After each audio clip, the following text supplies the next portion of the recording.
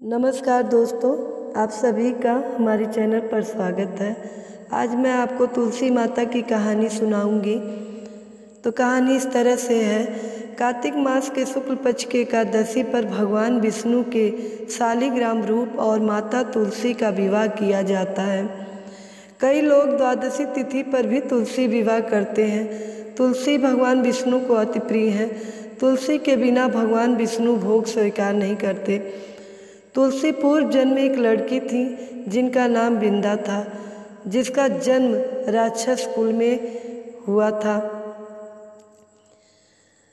राक्षस कुल में जन्मी यह बच्ची बचपन से ही भगवान विष्णु की भक्त थी।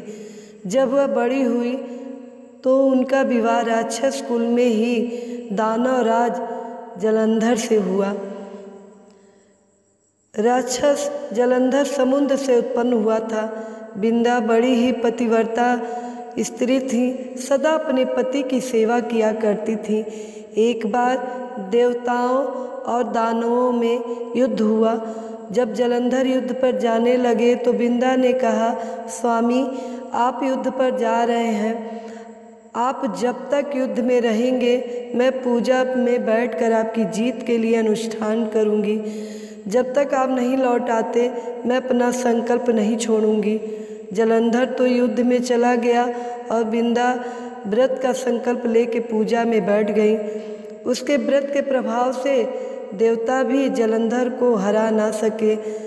सारे देवता जब हारने लगे तो विष्णु जी के पास पहुँचे और सभी ने भगवान से प्रार्थना की।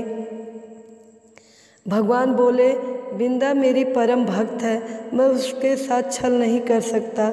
इस पर देवता बोले, भगवान दूसरा कोई उपाय तो हो बताएं, लेकिन हमारी मदद जरूर करें। इस पर भगवान विष्णु ने जलंधर का रूप धरा और बिंदा के महल में पहुंच गए। बिंदा ने जैसे ही अपने पति को देखा तो तुरंत पूजा से उठ गई और उनके चरणों को छू लिया। इधर बिंदा का संकल्प टूटा, उधर युद्ध में देवताओं ने जलंधर को मार दिया और उसका सिर काटकर अलग कर दिया। जलंधर का कटा हुआ सिर जब महल में आ गिरा तो बिंदा ने आश्चर्य से भगवान की ओर देखा, जिन्होंने जलंधर का रूप धर रखा था। इस पर भगवान विष्णु अपने रूप में आ गए पर कुछ बोल ना सके। बिंदा ने कुपित होकर भगवान को श्राप दे दिया कि वह पत्थर के हो जाएं। इसके चलते भगवान तुरंत पत्थर के हो गए। सभी देवताओं में हाहाकार मच गया। देवताओं की प्रार्थना से बिंदा ने अपना श्राप वापस ले लिया। इसके बाद वह अपने पति का सिर लेकर सती हो गई। उनकी राख से एक पौधा निकला। तब भगवान विष्णु जी ने उसे पौधे का नाम तुलसी रखा और कहा कि मैं इस पत्थर रूप में भी रहूँगा, जिससे शालिग्राम के नाम से तुलसी जी के साथ पूजा की जाएगी। इतना ही नहीं, उन्होंने कहा, किसी भी शुभ कार्य में बिना तुलसी जी के भोग के पहले कुछ भी स्वीकार नहीं करूँगा। तभी से ही तुलसी जी की पूजा होने लगी। कार्तिक मास में तुलसी जी का विवाह शालिग्राम जी के साथ किया जाता है। साथ ही देव उठावनी एकादशी के दिन भी तुलसी जी का विवाह के रूप में मनाया जाता है। बोलो तुलसी मैया की जय।